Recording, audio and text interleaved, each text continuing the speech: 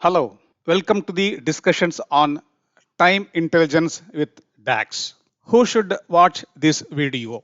If you plan to appear for PL 300 examination, this will help you in terms of questions related to DAX part. This will be useful for any Power BI developer who wants to create time-based comparative reports. If you are attending a job interview on Power BI or DAX, this will certainly help. And this will be useful for the management team to get better insight on what went good or bad and when.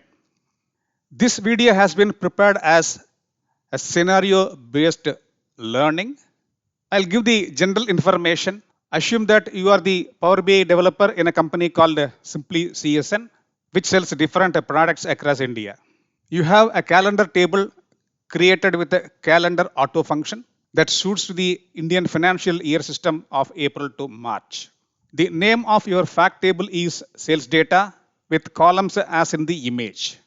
In most of the examinations, you will be given a scenario like this in which you will be able to see an image with a table name, column name, data type of the column and all that. You must be in a position to visualize such tables and then try to answer the questions related to such tables. Though I am going to give you the sample files, start imagining with the image that you are going to deal with this kind of a table and try to answer the questions. You can pause the video and read the contents for rest of the slides.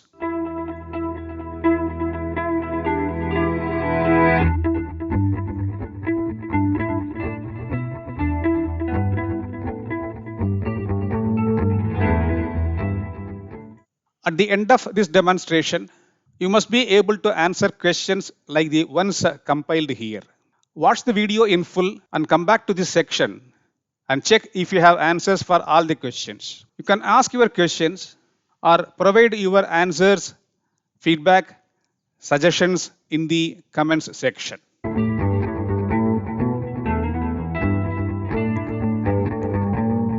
You can pause the video to read the questions leisurely and then try to answer them at the end of the discussion. Okay, in the third part of this video series, you might have downloaded the calendar template. For this lesson, I am providing a sample file. Please check the description for the link. If you want to practice the steps demonstrated in this video, please use both the template file and the sample file. We'll be talking about a DAX function called previous month in this discussion. Previous month function returns all dates from the previous month using the first date in the column used as input. So this is one of the statements about the function. And another statement you need to remember is previous month gives you the first month of the year at the year level and no result at the total level. So these are the 2 points you need to keep in mind. Probably the images here will help you to have a look into the points. However, you are going to learn these points practically in the demo. We are going to use a fact table called sales data, in which we are going to discuss about one particular column called the bill value, based upon which reports are going to be created. And FY is the name of the calendar table, which starts from April and ends in March as in India. We have 6 tables need to be loaded to Power BI from the Excel file. And after loading them in your model, please ensure that you connect the date column from the FY calendar table to the O date or order date column in the sales fact table. In these discussions, we'll be talking about the calculate function, which is one of the most powerful and complex functions in DAX. Calculate is the only function in DAX that can change the filter context. In this demo, you will see a very simple action of calculate, but please keep in mind this function is worth lot more of study.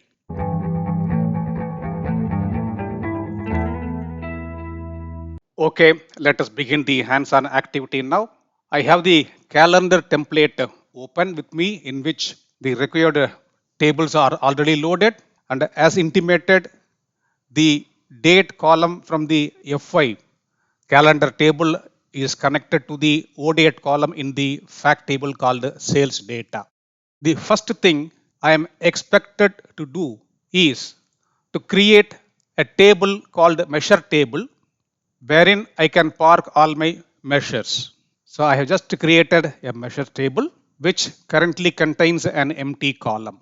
Within this measures table, now I am going to create a new measure which I would like to call simply as BV, that is the bill value, which is going to be the sum of all the numbers in the bill value column from the sales data table. So this is the first measure I have created. After creating the first measure, I look at my measures table. I don't want to see this dummy column. I just hide that. Let me introduce a slicer in which I'll call for fin years and then create a table. Would like to get month names from the FY table, in which I'm also going to use the newly created measure called BV. When I choose any specific fin year from the slicer, you can see the table shows the corresponding monthly bill value information for the selected financial year. Now, I consciously click on the all measures table first, then click on the new measure. I'm now going to create one more measure to recalculate the bill value. What is that, Raja? I'm going to say previous month equals calculate. As intimated, calculate is a function that will change the filter context. I'm going to recalculate BV, okay, with reference to what? With reference to previous month, all right. Previous month is a function in DAX that seeks a reference date. So where is your date, Raja? Pretty much simple. We all know that it is from the FY table date column. Hit enter. And let me add the newly created measure called the previous month into my existing table. And I can very much see that when I speak about May 2020, the previous month value for that is shown as 11663220, which is exactly the April month value for that particular year. So when I look at these numbers, I'm pretty clear that the previous month is a function that travels back by 1 month from the current month in the filter context. All right. But Raja, what is this total value? The total value is something which is available on the very first row over there. Can you explain? We will do that in a minute. Before that, I'm going to hit again the all measures table. I'm going to hit on new measure once again. I'm going to create one more measure using a different function called DATEADD. For this function also, I'm going to use the almighty, the powerful calculate function to recalculate the bill value. This time using the different function called DATEADD, which needs a couple of inputs. It says, okay, I do need a date from you, Raja. All right, we have the FY table for that purpose. We are allotting the date column. It now says what is the number of intervals and what is the quantum of interval. I can say 1, month, which will take me forward. Whereas if I am talking about going back by 1 month, I must ensure that this +1 is denoted as -1.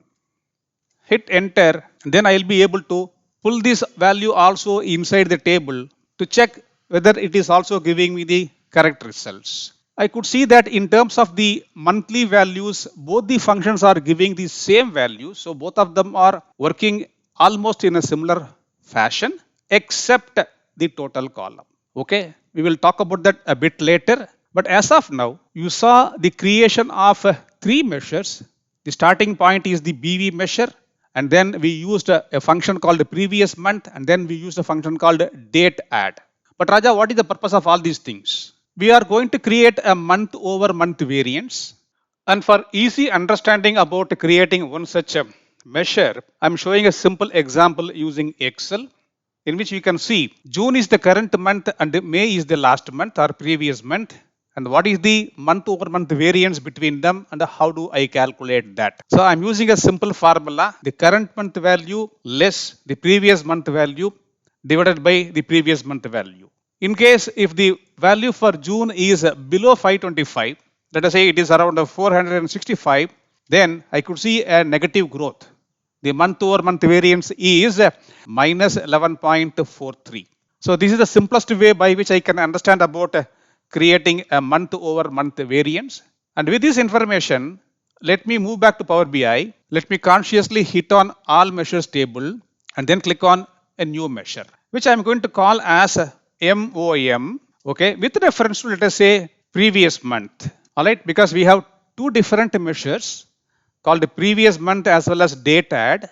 Now I'm going to create an MOM with reference to previous month calculations. What should be in your numerator? The current month value minus previous month value. What should be in your denominator? That is the previous month value. All right, hit enter and then click on the percentage symbol so that this value is now converted into a percentage. Let us now create an area chart in which I'm going to call the names of the month from my FY table, and then I'm going to get the MOM that was recently created and would like to tweak the chart in a minute. Okay, I made simple formatting changes in the visual, the area chart. Now I'm able to see what? I'm able to see the month over month variance for different financial years. Let me click on financial year 2021-22. I could see the chart changing, and then 2022-23, and this is the place where one of my co-worker is pointing out, look, Mr. Raja, there is a minus 100% drop for the month of January. Why is it?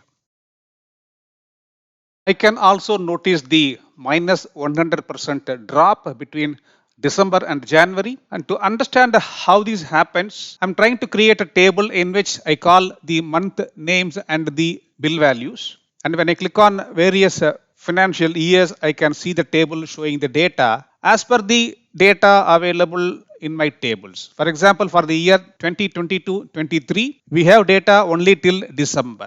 However, when I try to pull the MOM value into this table, I could see a strange behavior. What is that, Raja? The MOM for previous month is trying to create an additional row called January because it is now trying to pull the value for December towards here. So when I speak about May, this particular column speaks about the drop between April and May, and so on. So it is trying to create a row and trying to show the difference between the December value and that of the January value. Unfortunately, I don't have data for January, so it is obviously zero. There is 100% minus variance. So after identifying this problem, I would like to correct that.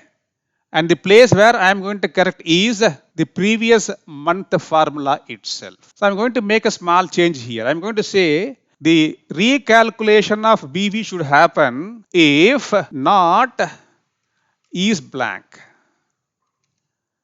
BV. All right. So if the BV column is blank, please don't do anything. If it is not blank, then give me the value. Hit enter. There you go. No more production of an fictitious line for the month of January. Let us check the table, Raja. Yes, it is corrected here also now. Okay. So I have successfully identified the issue and I have solved the issue just by adding an if condition in the formula. Let us now create one more measure to calculate the month over month variance. This time I am going to make use of the DATEADD function. As you can see in the formula bar, I have just created the measure. Let me copy this chart, paste it, and try to make use of the new measure. Let me get rid of this MOM that was created using a previous month function, and then include MOM that was created using the DATEADD function. When I do that, you can see that the minus 100% growth for January is also happening even if I'm using the DATEADD function. So this problem is common for both previous month function as well as DATEADD function. And in case if I want to address this issue for DATEADD function, I need to make a change in recalculating BV with reference to DATEADD function using the same mechanism like what we did for the previous month case. Hit enter and now I can see this also stands corrected. So you have now witnessed two different ways in which you can create a month over month variance chart, either using a previous month function or using a DATEADD function. Both of them looks to be absolutely same, but for minor differences between these two functions. We are now moving to the third task. your boss wants to see how to create a similar chart using the quick measure without writing a formula. Basically, we have one measure called BV, and from this, is there a way in which this can be slightly automated? For this purpose, I'm going to hit the quick measure option, which opens a new pane here.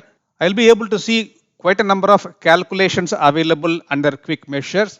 Would like to move to time intelligence and would like to choose month over month change. It is now asking me two questions. What is your base value and what is the date on which you want to perform this activity? As usual, BV is my base value and the date column from my FI table should be the date on which I want to perform the activity, and the suggested value in the number of periods of 1 I'm not going to change because we are talking about month over month. The moment I'm going to click the add button, you will be seeing a new measure getting created and you will be seeing the formula for that in the formula bar. Let me click add now and it has happened. BVMOM percentage is the name given by the system, the quick measure for this particular measure, which is doing something similar to what we have did using the DATEADD function. For the sake of simplicity, I'm going to change this name from BVMOM percentage. I'm going to call this as MOM that was given to us by quick measure. Just call it as MOM within brackets QM. Hit enter.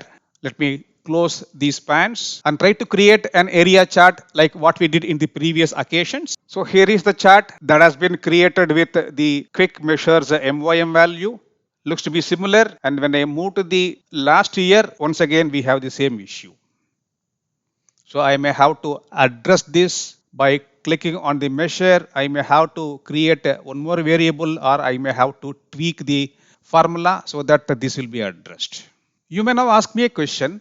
Raja, is it a good idea to make use of quick measures? Pretty much cool, you can use them, but when you come across this kind of a situation, you must be in a position to address that. Otherwise, if you're new for DAX, you can very well practice with the quick measures to understand how the formulas are getting created, and later on try to understand each and every step so that you can create similar formulas on your own. Okay, let us now work on task number 4. You are expected to create a line chart to compare monthly sales of a given year against the monthly sales in the previous year.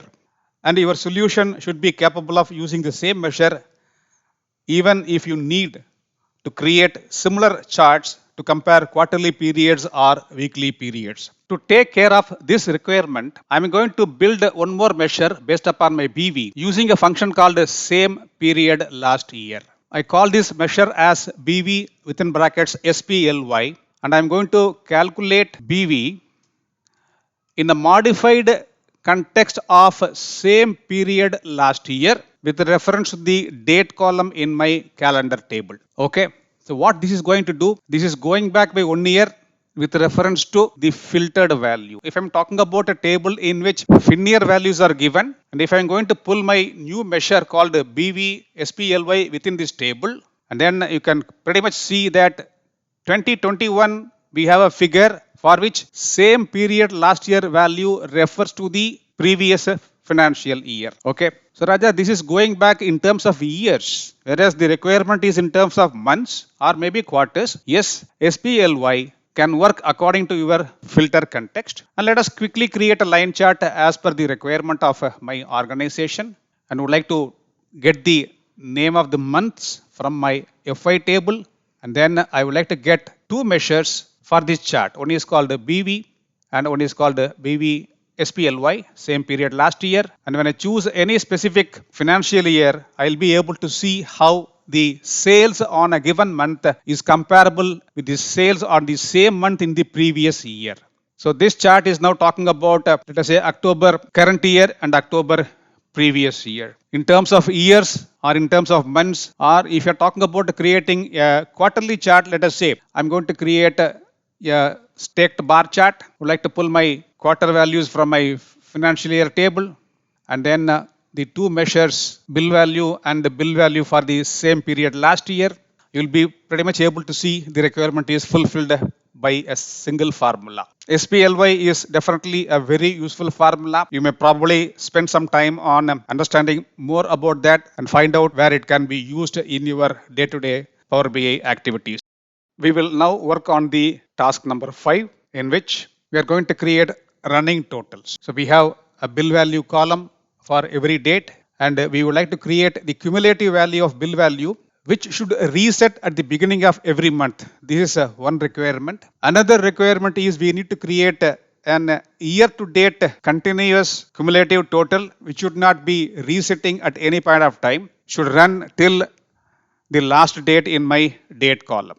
Let us see how we can create that. I have already created the formulas for that purpose. And the first formula I am going to speak is called BVMTD, month to date, in which I am using a function called DATESMTD. Once again, using the calculate function in a modified context of DATESMTD from my date column in FI table. And if I am going to pull this information into the table in which I have already pulled my BV values, you can clearly see that the BVMTD column keeps on adding the values. On 2nd April 2019, you will be able to see the summation of 1st April and 2nd April's value. 3rd April, there is no value on BV column, so the total is retained. 4th April, additional information is added, and so on. And this gets truncated at the end of the month. Okay. On 30th April, we get the cumulative total for the month. And when I speak about 1st May 2019, summation is not happening with reference to April's value, and it is now reset at this point.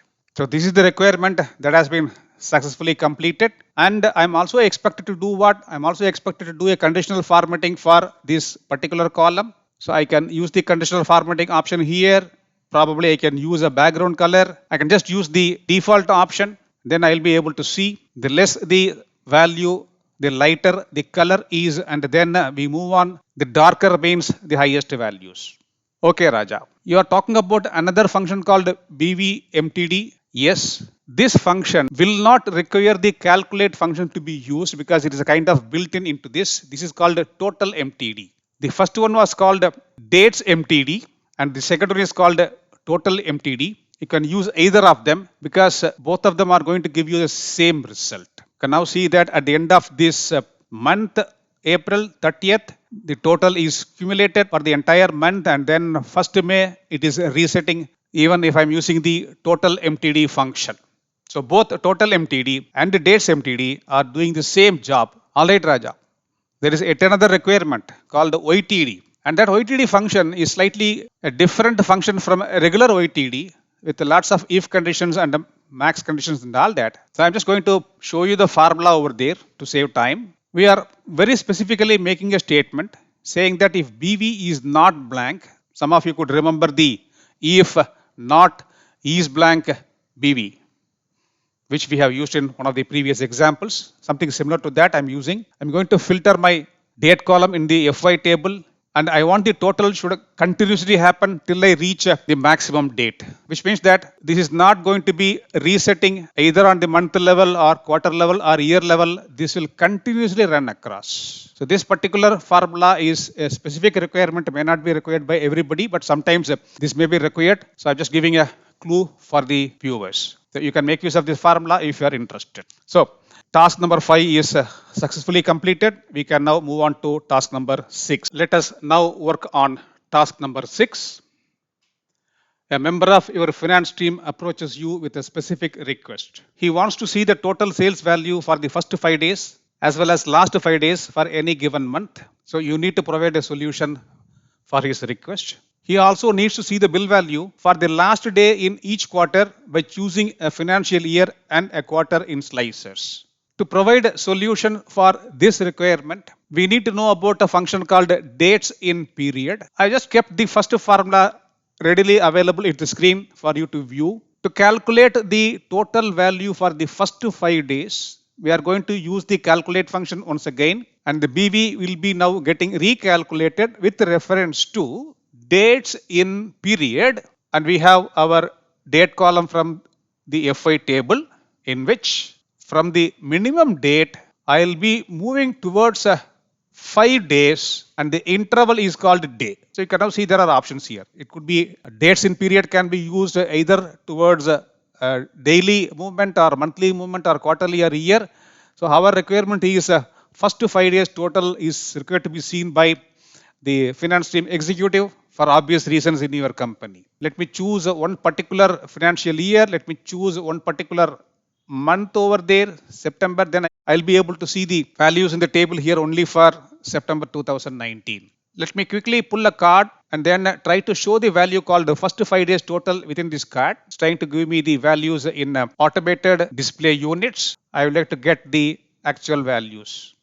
So I'm able to see the total for the first 5 days over there. I'm just making a guess over there for the first 5 days. 1, 2, 3, 4, 5 looks to be correct. All right. The next requirement is we need to calculate the same value for the last 5 days. I'm just going to copy the formula, click on new measure, paste the formula, and I'm going to make a change in the name of the formula as last 5 days. It needs 2 small corrections. Instead of the min value, I am asking it to go to the max value, reach the end of the given month, and then roll back till the 5th day. Let us say if 31st is the last day, 31st, 30th, 29th, 28th and 27th, 5 days. The reverse order, and then I need to get the total out of that. Maybe I can create a similar card or copy and paste the card over there, and in this card I can show the value for last 5 days. I can scroll down, I will be able to quickly check over there, looks to be correct for me. And there is yet another requirement from the same member of the finance team. They want to see the last day value in a given quarter for obvious reasons. So let us quickly create a measure saying that last day in quarter. I'm going to calculate the bill value with reference to a function called end of quarter as per my date column in the FI table. And let us show this value now inside a card, and I can pretty much see that the last day in a given quarter is shown here, and I could see the value matching over there. So that is the requirement that has been successfully completed. We are now in the last task in this discussion. Your tech lead wants to check if you know the difference between previous month function and DATEADD function. He wants you to create a matrix and confirm about which of the above functions will show a day-wise value when individual dates are kept in filter context. So I have kept a matrix readily available in the screen. You can see the DATEADD function gives the exact total that was returned by the BV column, whereas there is no total value for the previous month function. Some of you can remember this point when we started this discussion. And the second point that we need to note is about the filter context. So in the rows area of this matrix visual, beneath the fin here, I am going to pull month as well as I am going to pull date. And when I expand the month value for April 2020, you will be able to see that previous month is considering the whole of the March month's value 6949018 to be shown as its, and it is not responding to the filter context in terms of individual days, whereas DATEADD function obeys the filter context. This is what is the major difference between the DATEADD function and the previous month function, which you must be aware, because at times this will completely change result that you are trying to pop. Please be aware of this, and hopefully we have also completed task number 7 with this demonstration.